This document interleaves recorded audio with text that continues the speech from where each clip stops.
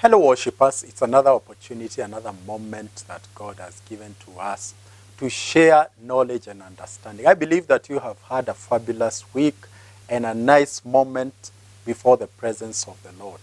It is our sincere hope and belief that the teachings that we are offering are adding value to your ministry. And today, following the previous lesson that we did on elements of worship, we shall look at the role of music in a church service. And in this, we will define what music is.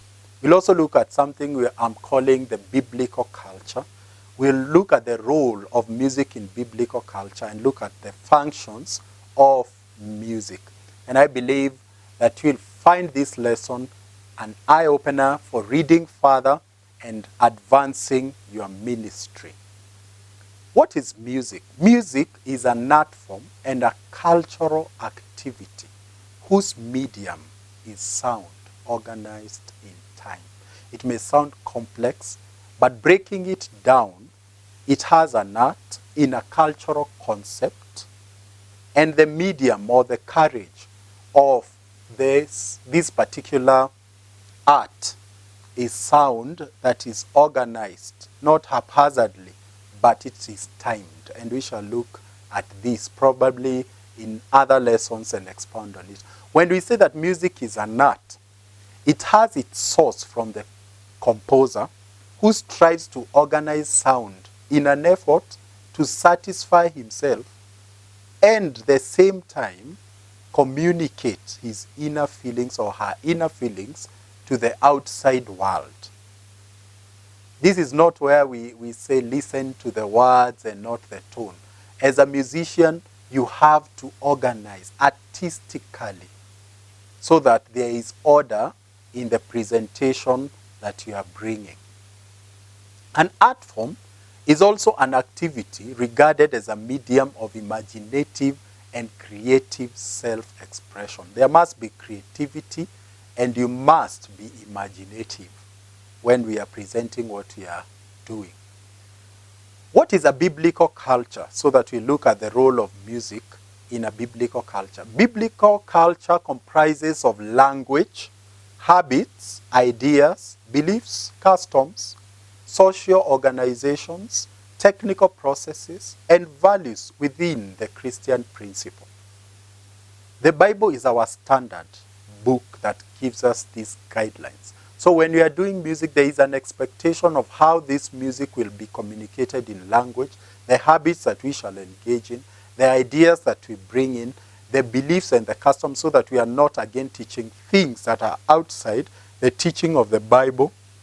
Social organization is the kind of the congregation that you are ministering into. It's good as a musician to understand the type of the congregation, whether are they charismatic or conservative, so that you do not stumble anyone. Also the technical processes like involving music instruments and all that, plus also the values that are held dearly in the Christian faith. Let's roll onto the next element that we are looking at in this teaching, which is the role of music now in the biblical culture. We look at how music was used and the benefit that it brought during the biblical teaching. These are just some of them, but if you do a serious study or an in-depth study, you'll be able to discover more. But this is just an opening ground. One of the roles of music, it was used as a weapon against discouragement. If you read the book of Joshua chapter 6, the power of music as blasts of horns and trumpets, which were sounded, brought the wall of Jericho down. They were supposed to do it, go around the wall 7 days, once a day, and on the seventh day, they were supposed to go round the wall 7 times with blasts of these horns. In a nutshell, I'm just breaking down that chapter. You can read further.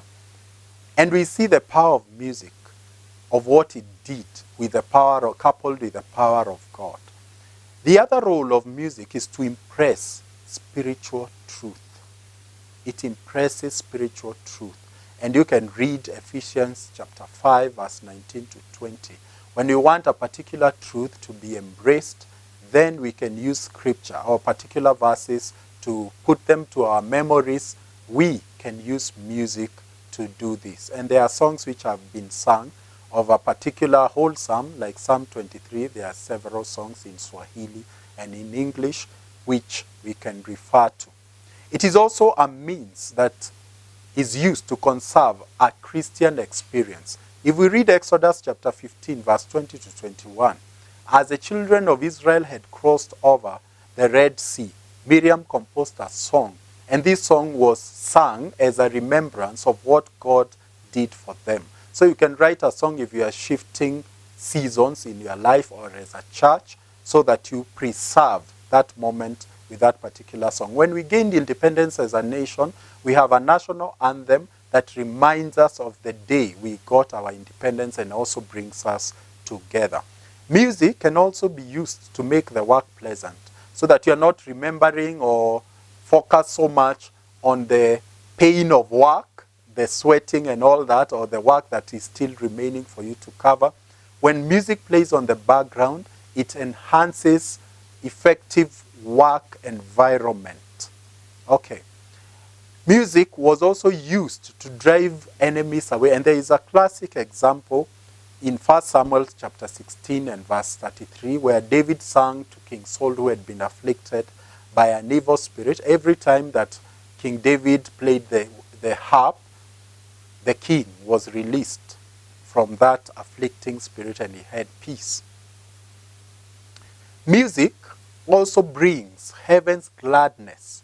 You can refer to 1 Chronicles chapter 5 verse 14, 1 Kings chapter 8 verse 11, where once we have sung, the presence of God comes and abides amongst his people. Remember, there is also a verse that says that God dwells in the praises of his people. Songs are also used to fix lessons in the mind. When verses of scripture are set to tune, forgetting them becomes very hard. And this encourages us as worship leaders to be keen when the sermon is going on, so that once it's over, the song that comes after is relevant to the sermon, so that people can be able to fix that lesson in their minds and we add value to the Christian growth among us believers. We look at the functions of music in our last round of this lesson.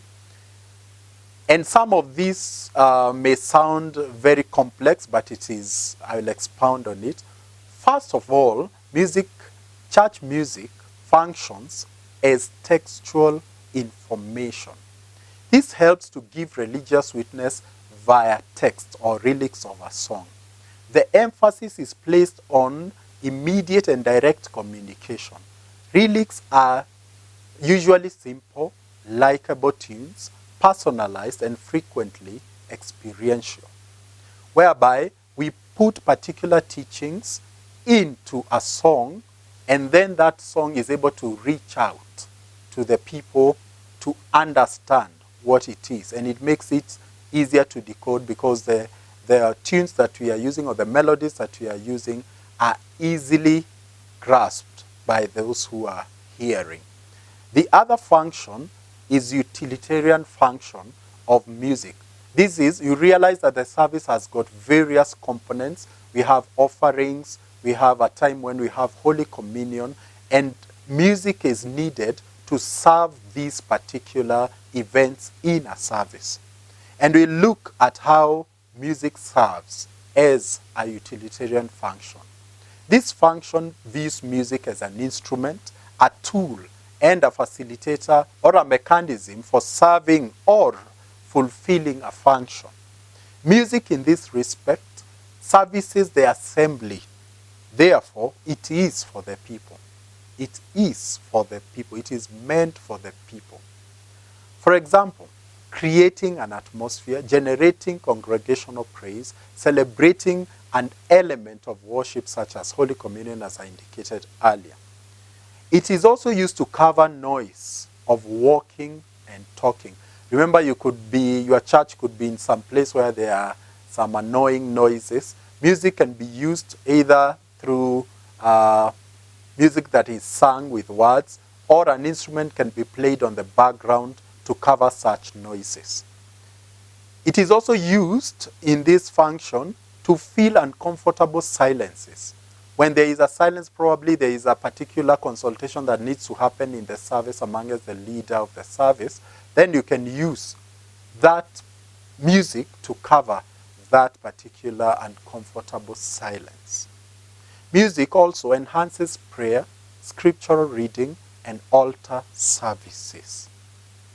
Here we mean that when the people are praying loudly in a congregational prayer, an instrumentalist can be playing music on the background, or the singing team can be singing on the background to enhance people to continue praying. For there are those who could be shying away from lifting their voices aloud and praying for their personal needs. We shall also look at music, and I love this. Music can function as an offering. Music is viewed to be a sacrificial act, an offering to God. It is a matter of attitude, personal in nature, and is offered from the heart of the individual worshipper directly to the heart of God. And this is where we come in also as worship leaders to help every member within the congregation to partake on this particular function, where we encourage them to talk to God, to pour their hearts to God, and have an atmosphere where they can do that.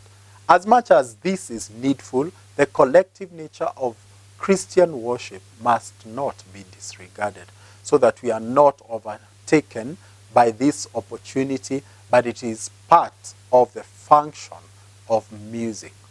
And as we come to an end of this teaching, we invite you to comment below on our channel. We invite you to be part of us. We encourage you to suggest even the topics that you'd want to learn, even as we engage us and each other, so that we may grow together to be effective worship leaders in the calling that God has given to us. Again, we invite you to subscribe to our channel and to be a blessing and a patron to this ministry. Till we meet again, may God bless you. May his face shine upon you and grant you peace. God bless you and have a lovely week ahead. Bye-bye.